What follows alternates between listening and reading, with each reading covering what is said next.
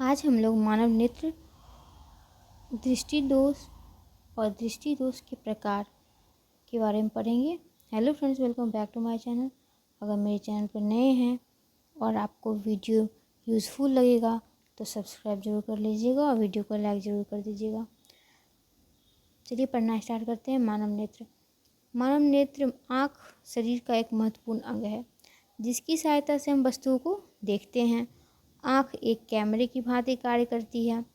आँख बाहर से एक कठोर व अपारदर्शी श्वेत झिल्ली से ढकी रहती है जिसे दृढ़ पटल स्क्लेरोटिक कहते हैं।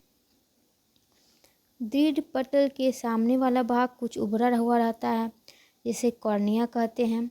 यहाँ फिगर लगा देंगे, फिगर दिख रहा होगा आपको। तो ऐसा होता है। नेत्रदान में इसे ही दान किया जाता है। ये क्वेश्चन बहुत सारे एग्जाम्स में पूछा है कि नेत्रदान में आँख का कौन सा भाग दान किया जाता है। तो ये आँख का कॉर्निया भाग जो है ये दान किया जाता है नेत्रदान में। ठीक है, ये पहला क्वेश्चन हो गया जो बहुत इंपॉर्टेंट है। आगे देख लेते हैं। आँख में प्रकाश कॉर्निया से होकर ही प्रवेश करती है। कॉर्निया के पीछे एक रंगीन अपारदर्शी झिल्ली का पर्दा होता है जिसे परितारिका या आइरिस कहते हैं। आइरिस के बीच में एक छेद होता है जिसे आँख की पुतली अथवा नेत्र तारा कहते हैं। आइरिस का कार्य आँख में जाने वाले प्रकाश की मात्रा को नियंत्रण करना होता है। तो आइरिस का काम क्या होता है, या पूछ सकता है एग्ज़ाम में कि आँख में जाने वाले प्रकाश की मात्रा को नियंत्रित कौन करता है। और ये पूछा भी गया एग्ज़ाम्स में, आगे भी पूछ सकता है। तो इसका आंसर क्या हो जाएगा, आइरिस। अधिक प्रकाश में यह स्वतः सिकुड़कर छोटा हो जाता है। आइरिस पे अगर अधिक प्रकाश आँख पे पड़ता है तो आइरिस क्या हो जाएगा, वो ना स्वतः सिकुड़ जाएगा और छोटा हो जाता है तथा अंधेरे या कम प्रकाश में वो फैल जाता है। पुतली के पीछे नेत्र लेंस होता है। पुतली के पीछे क्या होता है, नेत्र लेंस। आइरिस के बीच में जो छेद होता है वो वही पुतली कहलाता है। तो पुतली के पीछे ही नेत्र लेंस होता है। इस लेंस के पिछले भाग की वक्रता त्रिज्याएं छोटी अथवा अगले भाग की बड़ी होती है। यह कई परतों का बना होता है जिसके अपवर्तनांक बाहर से अंदर की ओर बढ़ते जाते हैं तथा मध्य अपवर्तनांक लगभग 1.44 होता है। यहाँ पे मानव नेत्र का फिगर दिया गया है, आप देख सकते हैं। कॉर्निया कहाँ पे, यहाँ पे कॉर्निया है और कॉर्निया है, फिर यहाँ पे आइरिस है। यही आइरिस प्रकाश का नियंत्रण करता है। ज़्यादा प्रकाश में सिकुड़ जाएगा, कम प्रकाश में फैल जाएगा। ठीक है, और ये आइरिस के बीच में जो छिद्र होता है इसी को क्या कहते हैं, पुतली। और पुतली के पीछे ही क्या होता है, लेंस। यही पे बताया गया, यहाँ पढ़े हम लोग, इतना दूर पढ़ लिए हैं। अब आगे हैं। लेंस अपने स्थान पर मांसपेशियों के बीच टिका रहता है। ठीक है, तो लेंस जो पुतली के पीछे होता है वो मांसपेशियों के बीच टिका रहता है तथा उसमें अपनी फोकस दूरी को बदलने की क्षमता होती है। तो फोकस दूरी को बदलने की क्षमता किस में होती है, लेंस में होती है। कॉर्निया और आँख के लेंस के बीच में एक नमकीन पारदर्शी द्रव भरा रहता है। यहाँ फिगर लगा देंगे, फिगर दिख रहे हैं। तो यहाँ कॉर्निया और आँख के लेंस के बीच में एक नमकीन पारदर्शी द्रव भरा रहता है जिसे नेत्रोद या जलीय द्रव एक्वियस ह्यूमर कहते हैं। अब है इसका अपवर्तनांक 1.336 होता है। आँख के लेंस के पीछे एक अन्य पारदर्शी द्रव होता है जिसे काचाफ द्रव कहते हैं। इसका अपवर्तनांक भी 1.336 होता है। दृढ़ पटल के नीचे काले रंग की एक झिल्ली होती है जिससे रक्तक पटल कहते हैं। यह प्रकाश को शोषित करके प्रकाश के आंतरिक परावर्तन को रोकती है। इस झिल्ली के नीचे आँख के सबसे भीतर एक पारदर्शी झिल्ली होती है जिसे दृष्टि पटल या रेटिना कहते हैं। यहाँ पे आप देख सकते हैं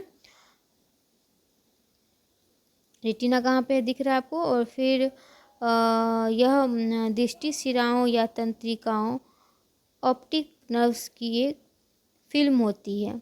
ये सिराएं वस्तुओं के प्रतिबिंबों के रूप, रंग और आकार का ज्ञान मस्तिष्क तक पहुंचाती है। तो ये सिरा जो है, कौन सा सिरा, दृष्टि सिरा, जो तंत्रिकाओं जिसको तंत्रिकाओं बोला जाता है कि फिल्म की बनी होती है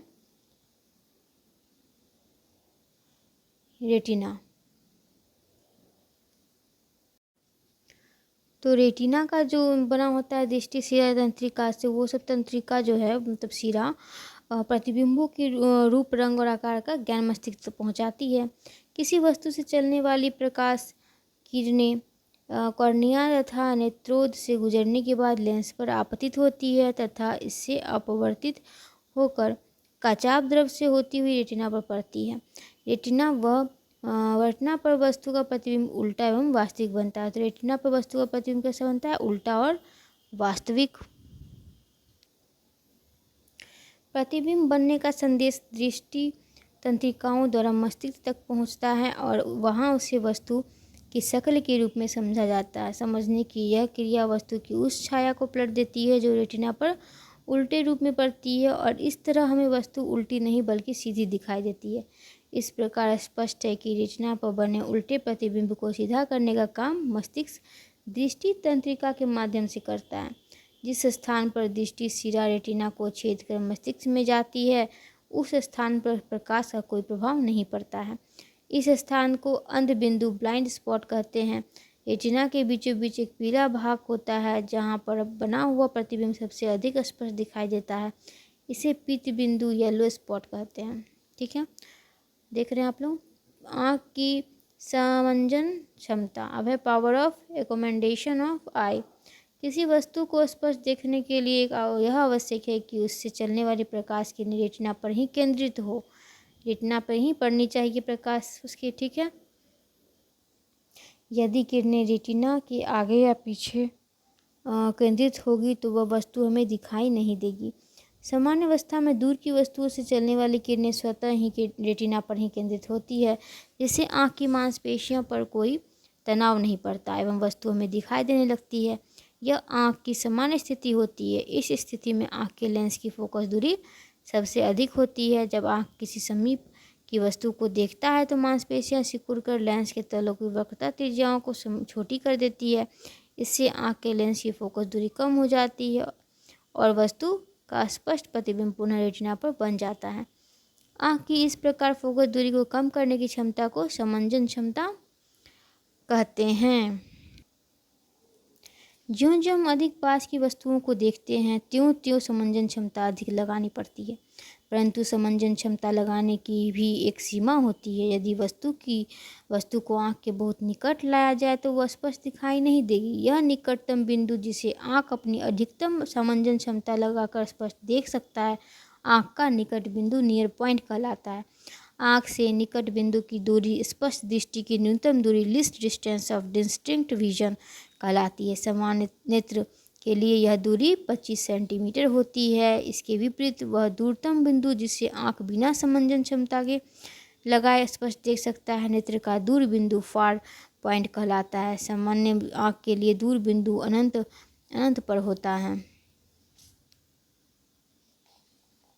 अब है कलर विजन, रंग दृष्टि। रेटिना में दो प्रकार की संवेदनशील कोशिकाएं होती है, शंकु तथा छड़। शंकु के आकार की कोशिकाएं रंगों के अनुरूप प्रतिक्रिया करती है। शंकु जो है, शंकु के आकार की जो कोशिकाएं होती है रेटिना में, वो रंगों के अनुरूप प्रतिक्रिया करती है। इन्हीं से हमें रंग का आभास होता है। तो शंकु कौन सी कोशिका रंग के आभास का कारण बनती है? तो ये शंकु आकार की कोशिकाएं। छड़ के आकार की कोशिका प्रकाश की तीव्रता के अनुरूप प्रतिक्रिया करती है।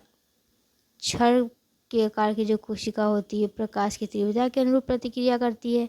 ये धुंधले प्रकाश के प्रति अधिक संवेदनशील होती है, इसलिए अंधेरे में भी हम किसी वस्तु का अनुमान लगा सकते हैं। तो अंधेरे में हम किसी वस्तु का अनुमान लगा लेते हैं। ये रेटिना के कौन सी प्रकार मतलब कोशिका के कारण होता है? तो ये छड़ के आकार की जो कोशिका होती है रेटिना में, उसके कारण हम लोग अंधेरे में भी किसी वस्तु का अनुमान लगा पाते हैं। जब प्रकाश अधिक चमकीला हो जाता है तो छड़ कार्य करना कम कर देता है और शंकु संवेदनशील हो जाता है। एक सामान्य व्यक्ति के रेटिना में 3 प्रकार की शंकु कोशिकाएं होती है। एक सामान्य व्यक्ति की रेटिना में कितने प्रकार की शंकु कोशिकाएं होती है? 3 प्रकार की। पहले प्रकार की कोशिकाएं छोटे तरंगदैर्ध्य वाले प्रकाश जैसे नीले वर्ण के प्रकाश के प्रति अधिक संवेदनशील होती है। दूसरे प्रकार की कोशिकाएं मध्यम तरंगदैर्ध्य वाले प्रकाश के प्रति संवेदनशील होती है, जैसे हरे रंग के प्रकाश के प्रति। और तीसरे प्रकार की शंकु कोशिकाएं बड़े तरंगदैर्ध्य वाले प्रकाश के प्रति अधिक संवेदनशील होती है, जैसे लाल रंग के लिए। ठीक है, अब है वर्ण अनुकूलन, क्रोमैटिक एडेप्टेशन। यदि किसी चमकीले रंगीन कागज को आधा ढक दिया जाए और खुले आधे भाग को लगातार 30 सेकंड तक देखने के बाद ढके हुए आधे भाग को हटाकर देखा जाए तो पहले वाला भाग बाद वाले भाग की तुलना में कम चमकीला दिखाई देगा। इस घटना को ही वर्ण अनुकूलन, क्रोमैटिक एडेप्टेशन कहते हैं। क्रोमैटिक एडेप्टेशन कहते हैं। अब है अनुक्रमिक वैषम्य, सक्सेसिव कॉन्ट्रास्ट। यदि हम 30 सेकंड तक किसी रंगीन प्रतिबिंब की ओर देखें और फिर किसी उजली सतह पर देखें तो इससे एक प्रतिबिंब आफ्टर इमेज बनता है, जिसका आकार वास्तविक प्रतिबिंब के बराबर होता है, लेकिन इसका रंग भिन्न होता है। यदि वास्तविक प्रतिबिंब लाल था तो अनुप्रतिबिंब हरा होगा, और यदि वास्तविक प्रतिबिंब हरा था तो अनुप्रतिबिंब लाल होगा। नीले क्षेत्र पीला तथा पीला क्षेत्र नीला हो जाता है। उजले और काले भी परस्पर उल्टे हो जाते हैं। इस प्रकार की वर्ण दृष्टि को तकनीकी रूप से अनुक्रमिक वैषम्य कहा जाता है। अब है वर्ण अधिष्ठापन या समकालिक वैषम्य, क्रोमैटिक इंडक्शन और सिमुल्टेनियस कॉन्ट्रास्ट है। ठीक है, तो किसी वर्ण की दृष्टि उसके चारों ओर के रंग पर निर्भर करती है। यदि हम एक ही रंग को विभिन्न पृष्ठीय रंगों के ऊपर रखकर देखें तो वह प्रत्येक बार भिन्न भिन्न दिखेगी। यदि किसी रंग को किसी गहरे रंग की पृष्ठभूमि वाले तल पर रखकर देखा जाता है तो वह हल्का दिखाई देता है, जबकि उसी रंग को किसी हल्के रंग की पृष्ठभूमि पर तल पर रखकर देखने से वह गहरे रंग का दिखाई देता है। रंगों के दिखाई देने में इस अपेक्षित अंतर को वर्ण अधिष्ठापन, क्रोमैटिक इंडक्शन या समकालिक वैषम्य, सिमुल्टेनियस कंट्रास्ट कहते हैं। अब है प्रेत वर्ण, फैंटम कलर। कभी कभी हम उन क्षेत्रों में रंगों को देख सकते हैं जहाँ केवल उजले और काले क्षेत्र होते हैं। ऐसे रंगों को प्रेत वर्ण कहा जाता है। इन्हें किसी श्वेत श्याम टीवी पर भी कभी कभी तस्वीरों की द्रुत गति के कारण देखा जा सकता है। अब हम लोग क्या पढ़ेंगे? दृष्टि दोष, डिफेक्ट्स ऑफ विजन। एक सामान्य व्यक्ति में स्पष्ट दृष्टि की न्यूनतम दूरी 25 सेंटीमीटर होती है। वह 25 सेमी से लेकर अनंत पर स्थित वस्तु को अपनी रेटिना पर फोकस कर सकता है, लेकिन उम्र बढ़ने या अन्य कारणों से आँख की यह क्षमता कम या समाप्त हो जाती है। इसका कारण आँख के लेंस में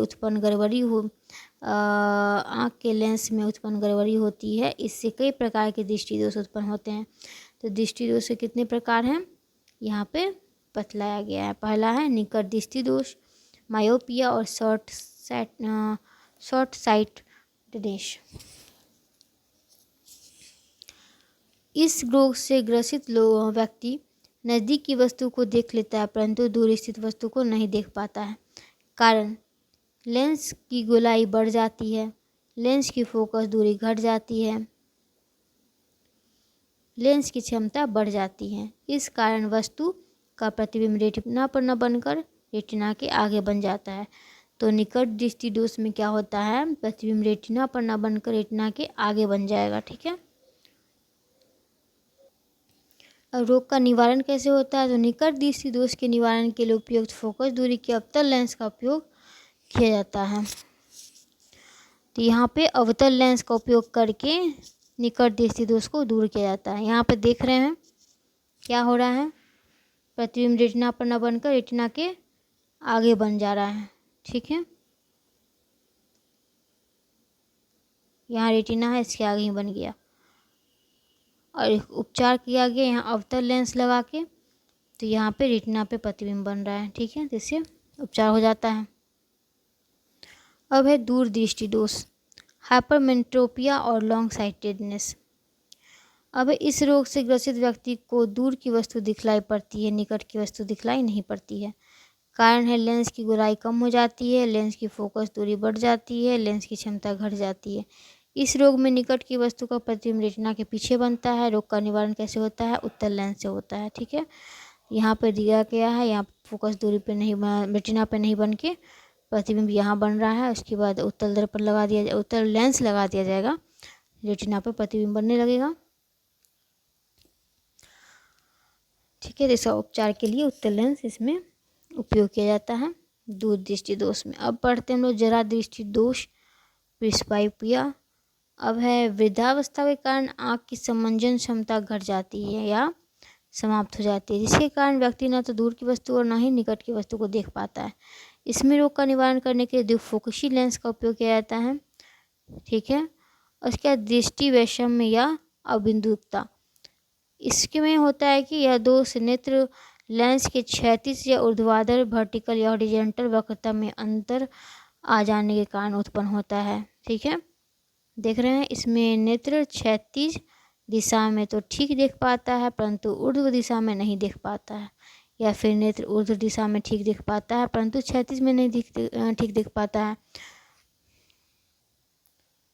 तो इसके निवारण के लिए बेलनाकार लेंस का उपयोग किया जाता है। ठीक है, अब है वर्धांतता, कलर ब्लाइंडनेस। कुछ व्यक्तियों की आंखों में सभी रंगों को देखने की क्षमता नहीं होती है, इसे वर्णांधता कहते हैं। वर्णांधता कई प्रकार और स्तर की होती है, यह रेटिना की शंक्वाकार कोशिकाओं के विभिन्न दोषों पर निर्भर करती है। वर्धांतता अनुवांशिक बीमारी होती है, यह अनुवांशिक बीमारी है। ठीक है, इसका इलाज नहीं किया जा सकता। इस बीमारी से ग्रसित व्यक्ति को हरे एवं लाल रंग की पहचान नहीं होती। हरा और लाल रंग नहीं देखेगा। कौन? कलर ब्लाइंडनेस जिसको हुआ रहेगा वो हरा और लाल रंग को पहचान नहीं कर पाएगा। ये क्वेश्चन भी एग्जाम में पूछा गया है। अब है दृष्टि निर्बंध। किसी वस्तु का प्रतिबिंब रेटिना पर 1/10 सेकेंड तक रहता है, अतः यदि वस्तु को आंखों के सामने से हटा दिया जाए तो वस्तु 1/10 सेकेंड तक दिखाई देती रहेगी। दृष्टि का यह विशेष गुण दृष्टि निर्बंध कहलाता है। चलचित्र इसी सिद्धांत पर बनाया जाता है। दृष्टि निर्बंध के कारण ही उल्काएं आकाश में लंबी रेखा और जैसी मालूम पड़ती हैं। तेजी से चलते हुए बिजली के पंखे भी इसी कारण अस्पष्ट दिखाई पड़ती है। ठीक है, ये परसिस्टेंट ऑफ विजन के कारण होता है, persistence of vision. Next topic में हम लोग प्रकाशीय यंत्र पढ़ेंगे। आज इतना ही तक रहने देते हैं फ्रेंड्स। वीडियो अच्छा लगे तो लाइक ज़रूर कीजिए और सब्सक्राइब कर लीजिए चैनल को, ताकि नेक्स्ट वीडियो आपको जल्दी मिल सके। Thanks for watching, keep smiling, keep learning.